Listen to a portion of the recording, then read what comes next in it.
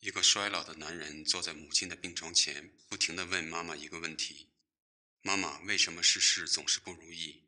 为什么我们必须腐朽？为什么我们总是徘徊在痛苦和欲望之间？为什么我的一生都在漂泊？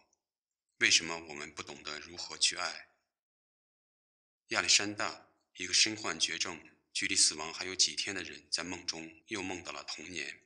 此时，他正躺在海边老楼靠窗的位置，外面就是一望无际的大海。他家的保姆乌拉尼亚将他从睡梦中叫醒，准备带他去医院。这是保姆在他家的最后一天，毕竟凡事皆如人生，都有结束的时候。现在陪着亚历山大的只有一只老狗。当他打开留声机的时候，音乐令他浮想联翩。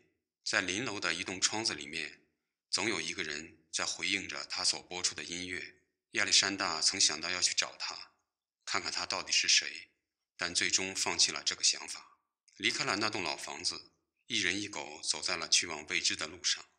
路上，他看到了几个难民小孩在被警察抓，情急之下，他救了那个穿黄色夹克的男孩。小男孩没有回答他关于来自哪里的问题，也没有告诉他自己将要去往哪里。亚历山大带着那只老狗来到了女儿家，女儿像是往常一样问他生活如何。他给女儿讲自己要离开一段时间，想要把狗留在这里，并且要把妻子写给他的信寄存在女儿家。女儿问他要去哪里，没等父亲回答，他便说：我的丈夫不喜欢狗，不要把狗放在这里。此后，女儿把话题转移到了别处，问他手头正在续写的所罗莫斯的《被困的自由者》进展如何。而亚历山大告诉女儿，自己在续写这首诗的时候已经找不到词汇了。女儿看到了父亲写给母亲的一封信，那是在女儿满月那天写的，里面描写了母亲对父亲的爱。随着女儿的阅读，亚历山大进入了回忆中，他和妻子安娜仿佛回到了过去的时光。所有的朋友都汇聚过来，都到海边来看安娜刚刚满月的女儿。而此时的亚历山大因为写作劳累，还正在睡梦之中，这让对亚历山大深爱的安娜心痛不已。女婿的叫声让亚历山大回到了当下。当女婿告诉亚历山大，他们未经他的同意便卖掉了亚历山大海边的老房子时，亚历山大非常伤心。他牵着狗离开了正奔向未知未来的女儿。因为身体不适，他赶紧去药店吃了药。就在这时，他看到了黄衣服小男孩被人抓走，于是开车跟踪到了人贩子的所在，混入到购买孩子的人群中，最终把男孩用身上所有的钱买了回来。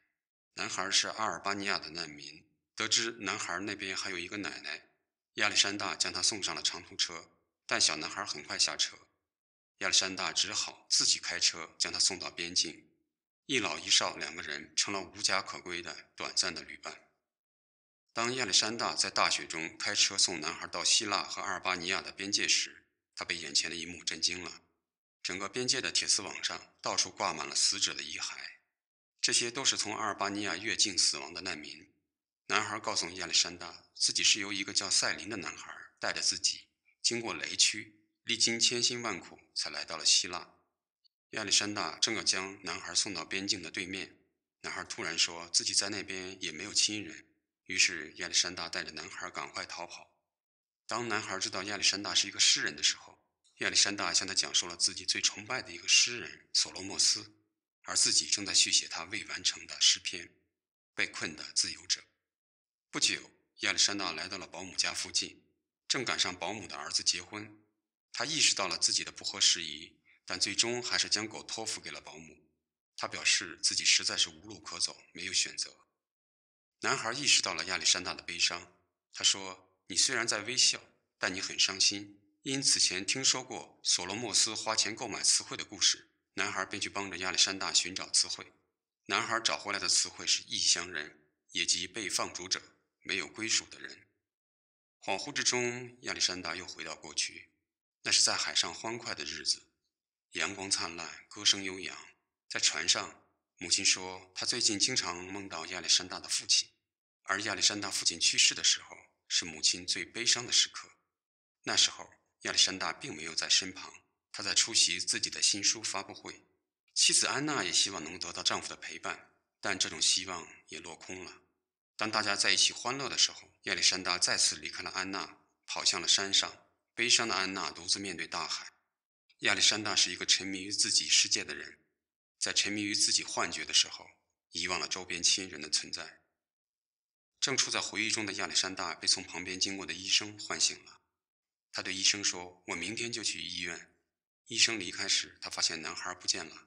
找到男孩时，得知赛琳已经因车祸去世。在一处废弃的楼房中，孩子们点燃了篝火，悼念赛琳。男孩说：“赛琳，我很害怕，海洋如此辽阔，你将前往何方？我们将前往何方？”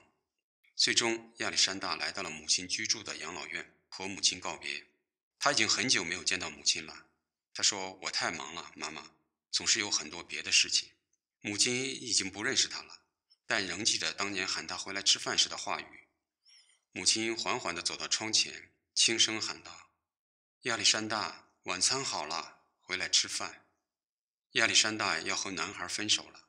男孩说：“你也要走了，我一个亲人也没有了。”亚历山大告诉他，他的路还很长，在未来的旅途中肯定会遇到亲人。在分手前的最后2个小时里，两个人坐上了一辆充满象征意味的公共汽车，乘客不断地上上下下，有像亚历山大年轻时内心光芒万丈的年轻人，也有分手的恋人和处于情感危机中的中年人，还有乐队像是在为着人生的旅程伴奏。最后上来的是索罗莫斯，他平静地朗诵了一段诗歌之后，默默下车。公交车又回到了起点，这是亚历山大和男孩分手的地方。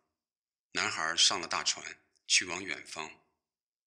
永恒和一日，该片获得了1998年戛纳电影节金棕榈奖，讲述了一个老者亚历山大在生命的最后时刻所经历的过去、当下及未来，让我们对生命和爱有了更深的体会，是一部不容错过的好电影，令人悲心交集，更珍惜当下，更珍惜父母亲情，珍惜那些被忽略的点滴之爱。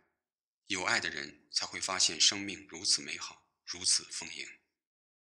这是一部富有诗意的电影，期间有很多超自然和超现实的场景。整部影片回答了亚历山大在母亲床前所问出的几个问题：为什么事事总是不如意？人生在世，岂能事事如意？不如意、不完美也是人生的一个方面。在外在的世事面前，我们唯一能改变的便是内在的心灵。